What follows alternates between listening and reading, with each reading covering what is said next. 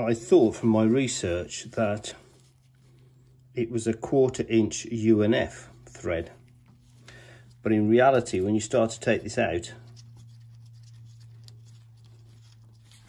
you can see it's a much bigger thread.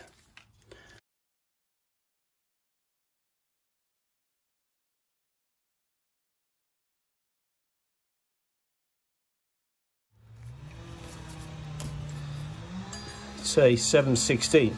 So all I'm going to do is remove this nipple quickly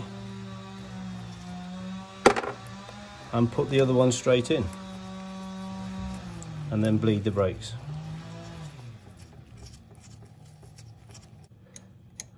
The nut size though is 10mm, although they fit in no problem at all. It's the correct thread, I'm sure. It is 10mm and not 7/16. This is just a simple one-way valve bleed kit I've got.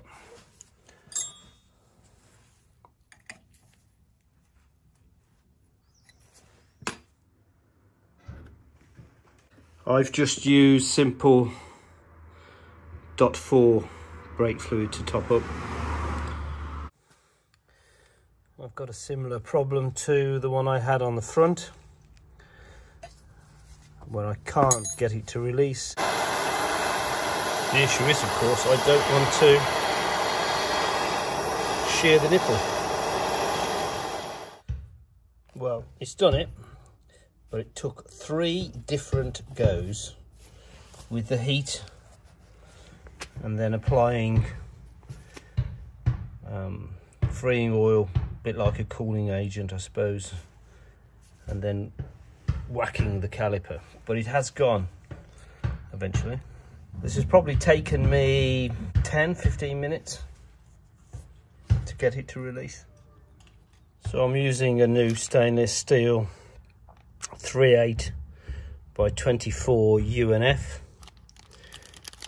for the replacement bleed nipple. So I'm just going to unscrew this and put the other one straight in.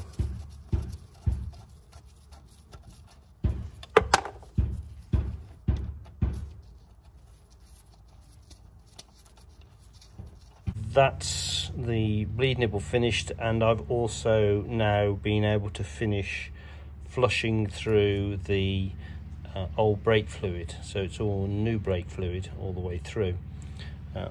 Probably worth mentioning that it's a dual brake system on these cars.